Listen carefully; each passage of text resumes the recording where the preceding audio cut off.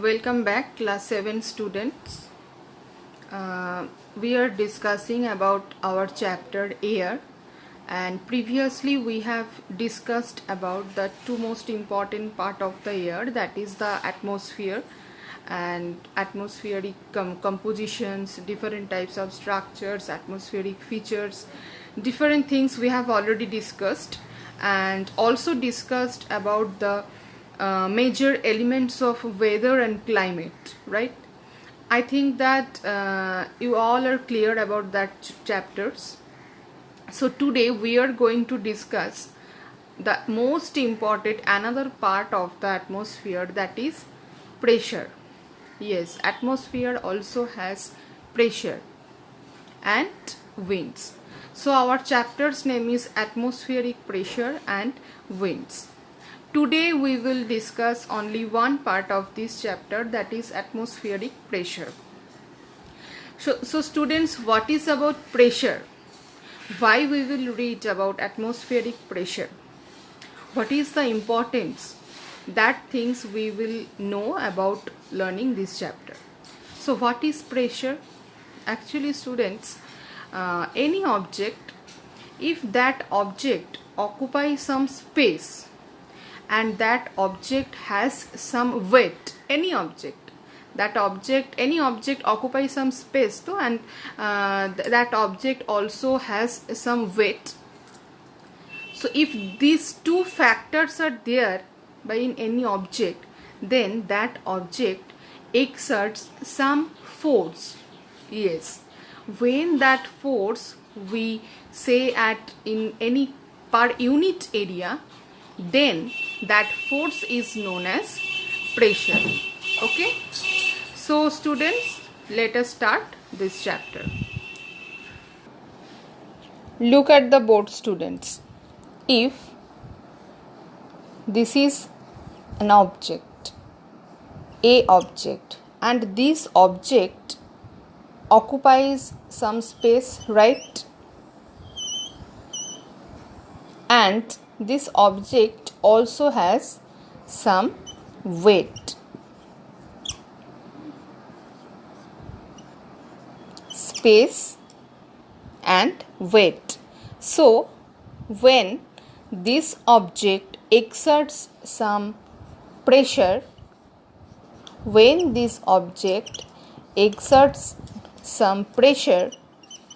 or force, then we can say that this is known as pressure.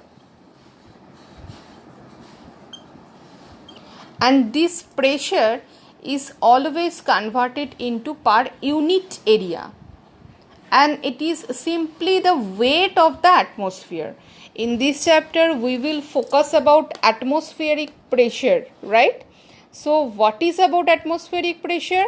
Atmosphere also occupies some space of our environment, and in our atmosphere we have already read that there are different types of elements, right? So that atmosphere also has some weight.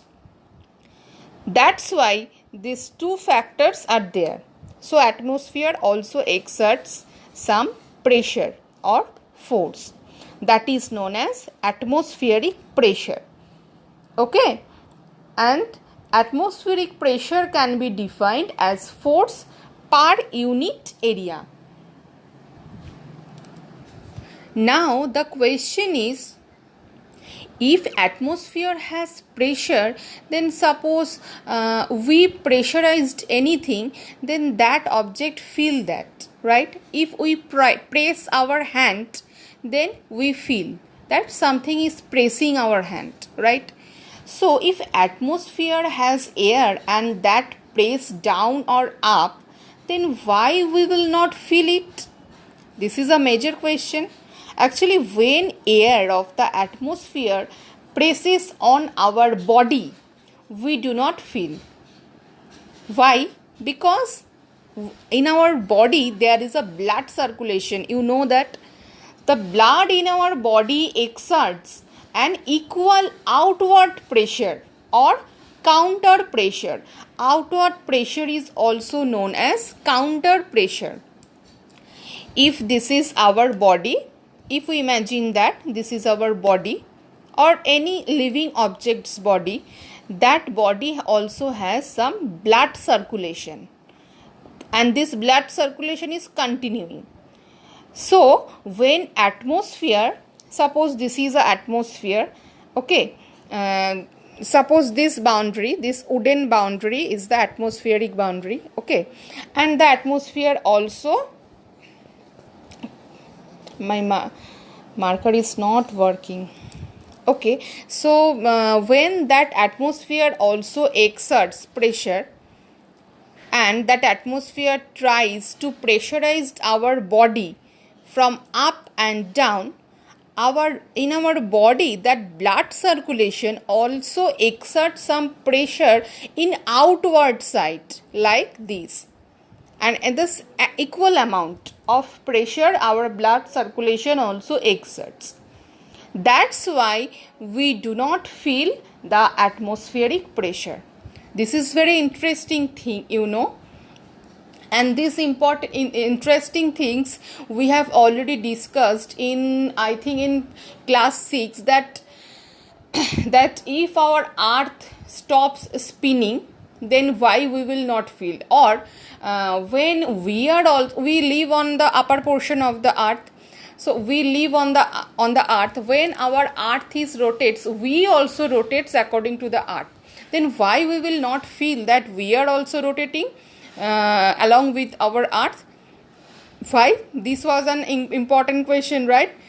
And the interesting fact was that we are also rotating in equal amount with our earth. That's why we will not feel. Like this is also an important fact, the atmospheric pressure. When atmosphere tries to pressurize our body parts has blood circulation, that blood circulation also exerts the equal amount of pressure in outward side. That's why we will not feel the atmospheric pressure. Okay, so atmospheric pressure is measured in millibar.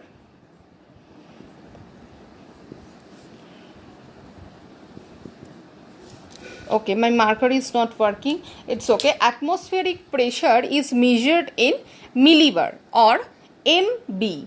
The pressure at mean sea level. Mean sea level means this is the basis of the sea level. So the pressure at mean sea level is 1013.2 millibar. 1013.2 millibar, and air pressure is measured with the help of an instrument called the barometer. So these are important for short questions. What is the unit of atmospheric pressure? The answer is millibar or MB. And by which instrument we can measure the atmospheric pressure? Then the answer will be barometer. Okay. Now we will discuss about the factors which influence our atmospheric pressure. Actually, this atmospheric pressure is not the same all over the surface of the world.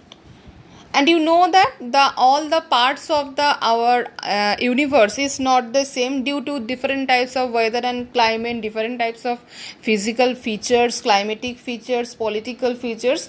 So for this cause, our atmospheric pressure is also not the same throughout the earth. It varies from place to place and from season to seasons. So what are the factors? Today we will discuss about the factors. Number 1, we will discuss about altitude. Altitude means height. Height from sea level or base level. Recently we have discussed about the mean sea level, so that is also known as base level. So altitude is our first point. Air pressure is highest at mean sea level. Suppose this is a land. Okay, and in this place there is some water body, or you can say ocean, and this is plateau area, and the highest portion is known as hilly area or mountainous area. And we have read that air pressure is at the mean sea level is 1013.2 MB. Now if we discuss about the factors, then the air pressure is highest in which portion? In this sea level, the air pressure is the highest, and this pressure decreases with increasing height. So in the very upper portion, the atmospheric pressure is lowest than the sea level portion. Understand, student? So if we want to explain the altitude, then the main thing is the air pressure is highest in the lower portion of the earth's surface, that is known as the sea level, and the air pressure is lowest or lower than this sea level in the uppermost portion of the earth's surface. If we explain it with a place, then we can say that you know that Digha has a part of Bay of Bengal. Okay, so at that portion the atmospheric pressure will be high than the Darjeeling area, right? Because Darjeeling is located, you know, in the very higher altitude portion.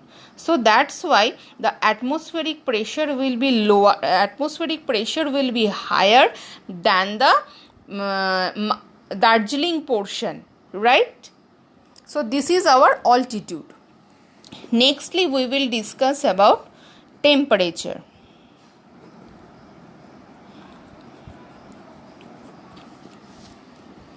Air pressure is also affected by the temperature. How? Cold air exerts greater pressure as it heavier than hot air. You know that our atmosphere has two types of air. Number 1, hot air.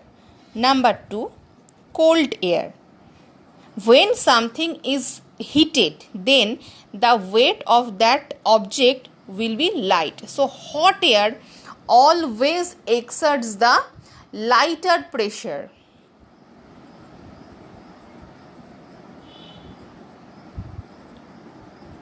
than the cold air, and cold air always exerts the higher pressure. So this is the main difference. Hot air as it is light in weight, that's why it always exerts the lighter pressure than the cold air, and cold air always exerts the higher pressure. Why? Because cold air is weighty or heavier than the hot air. So this is the main difference. And now our last point, number 3, we will discuss about the moisture content.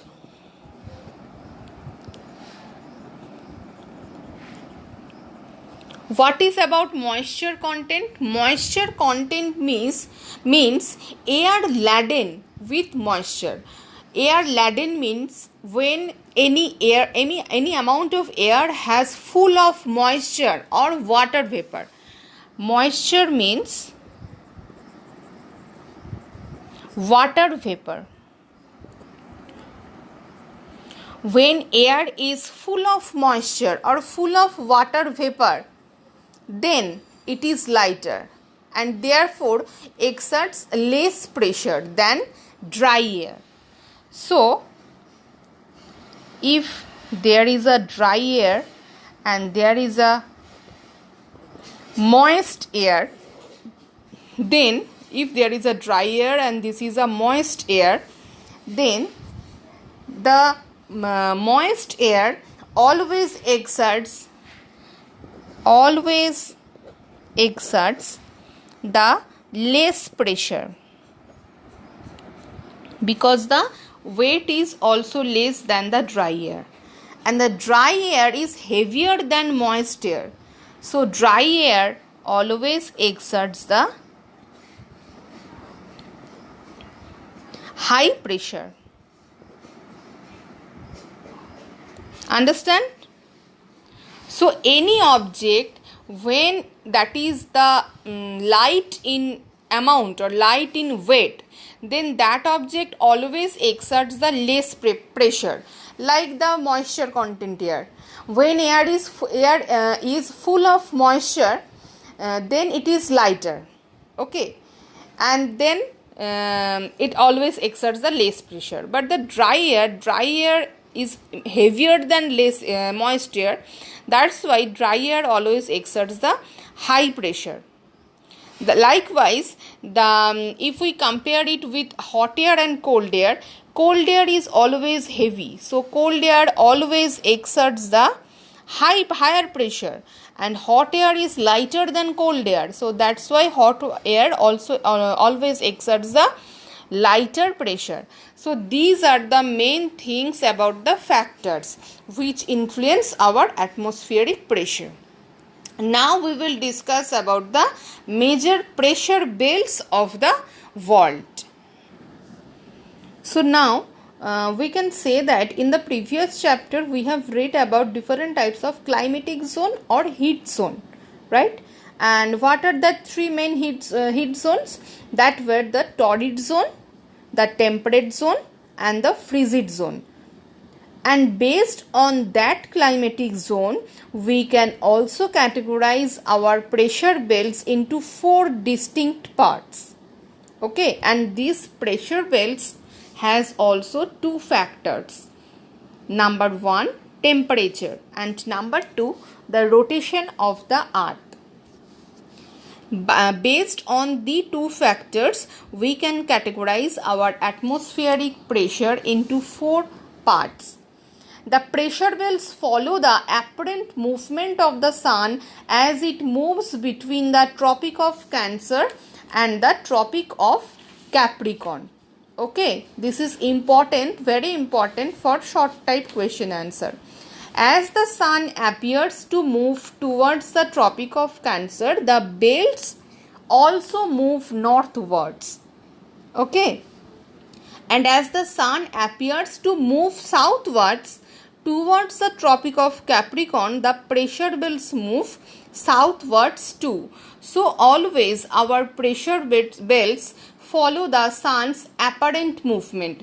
Apparent movement means actually we know that the sun has not any type of motion or movement. Actually our earth has only 2 types of movement. We have already discussed it in previous classes. But apparent movement means we can feel, we can imagine when the sun rises in the east and sets in the western direction, then we just feel or we can imagine that sun moves from eastern sides to western sides and northern sides to southern sides. When we see that the sun is in the above portion of the horizon, okay, then we can imagine that the sun is moving in the northern portion, okay, and or northward side, and when the sun sets we feel that the sun is going to the southward sides. And by the imagination feeling we can also say that our pressure belts also moving the northward side and the southward side. Based on the temperature and the rotation of the earth, we can categorize our pressure belts into 4 major parts. So the 4 major pressure belts are: number 1, the equatorial low pressure belt or the ITCZ. Later we will discuss about the ITCZ. Now the name is the equatorial low pressure belt, this yellow portion, or the ITCZ or the doldrums. Okay. Number 2, the subtropical high pressure belt. This is the subtropical high pressure belt in the southern hemisphere, and this is the subtropical high pressure belt in the northern hemisphere. Then the subpolar low pressure belt.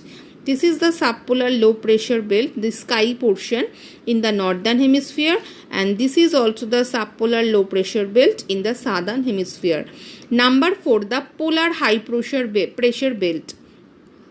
This light sky portion is notified as polar high pressure belt, and this portion is also known as the polar high pressure belt in the southern hemisphere.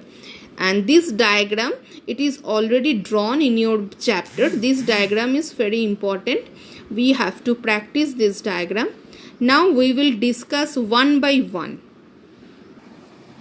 Firstly, we will discuss about the fast pressure belt, that is known as the equatorial low pressure belt. Okay, roughly I have drawn here a diagram.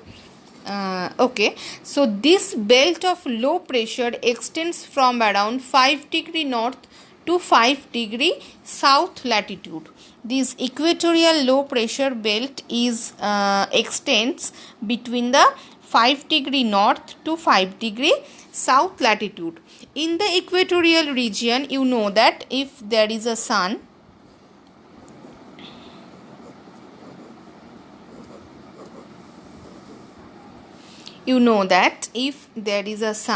then in the equatorial portion, the sun rays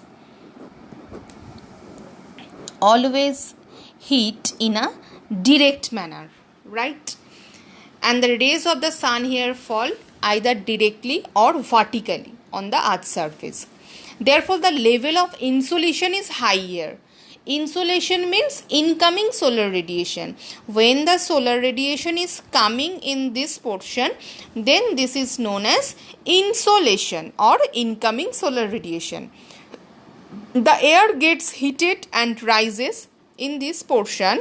If this portion is heated by the sun rays, then this is very common thing that the air of this portion gets heated and rises in the upper portion. So if the air of this portion goes in the upper portion, then there will create a blank space, right? And also create a low pressure. This zone is also known as the doldrum. Why doldrum? As little or no surface wind blow in this region. Why is there no any surface air?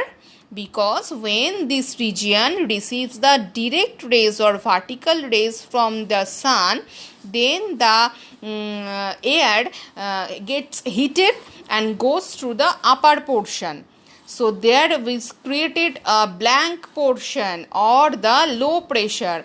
If there is a low pressure, you can feel the low pressure just before the rainfall. Okay. In the monsoon season, we can frequently feel that low pressure or depression, while there is no air and we feel very stickiness. Okay, so at that moment in this region there is no surface air. That's why this region is also known as the doldrum. In earlier times, when ships needed strong winds to carry them to their destinations, the sailors used to try hard to avoid the doldrums, because the doldrum has not any surface winds. But the sailors are needed that strong winds. That's why they always avoid that doldrum area. They could be stranded for months in the calm waters of the equatorial oceans. And now, this equatorial low pressure belt is also known as the ITCZ. ITCZ or doldrums. Doldrums, why? You have to read it, that there is no surface wind. ITCZ. ITCZ, the full form of ITCZ is Intertropical Convergence Zone. Okay, this is the full form, Intertropical Convergence Zone. As air converges here from surrounding areas drawn by the low pressure. We know that if any area has created some blank place or some lower pressure, then the cooler wind always try to fill up that portion, right? So that's why the air is then carried up by powerful convection currents that cause severe thunderstorms in this region. Places in this zone receive also precipitation over 200 days of the year. Just imagine it, that region receive precipitation over 200 days of the year. So these are the main characteristics of this region. Okay, secondly we will discuss about the subtropical high pressure belt. This is the northern hemisphere, the subtropical high pressure belt, and this is located in the southern hemisphere. What is the main characteristics? This belt extends along the Tropic of Cancer and Capricorn, and we have always keep it in mind that in this zone the sun rays fall in the slanting manner, not in direct manner. So that region receives the sun rays in slanting manner, and it is located around 30 degree north to south latitude.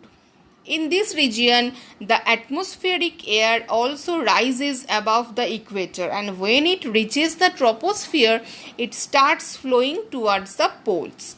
This air starts converging between 25 degree and 35 degree north and south latitudes. This air also loses heat through radiation. When it radiates back the temperature, that time that air also loses some heat. Upper air convergence and cooling together causes the air to subside over the subtropics. Okay. This descending air creates the subtropical high pressure belt. So in this portion, the subtropical high pressure belt is located, and this region has the moderate climate or moderate temperature, because that region gets always the slanting rays. Now we will discuss about the subpolar low pressure belt. Subpolar low pressure belt. It is located around between 60 degree north to south latitude, and this is a zone where two wind systems converge. This is the main interesting thing. What type of two winds? Number one, the prevailing westerlies. Prevailing westerlies, and number two, polar easterlies. Two types of winds converges in this region. Converges means when that area or that air or wind comes and gathered in this region, then this term is known as converges. Okay, so what two types of winds converges in the subpolar low pressure belt? Number one, the prevailing westerlies, and number two, the polar easterlies. The westerlies, being warmer, is forced to rise over the cold polar air.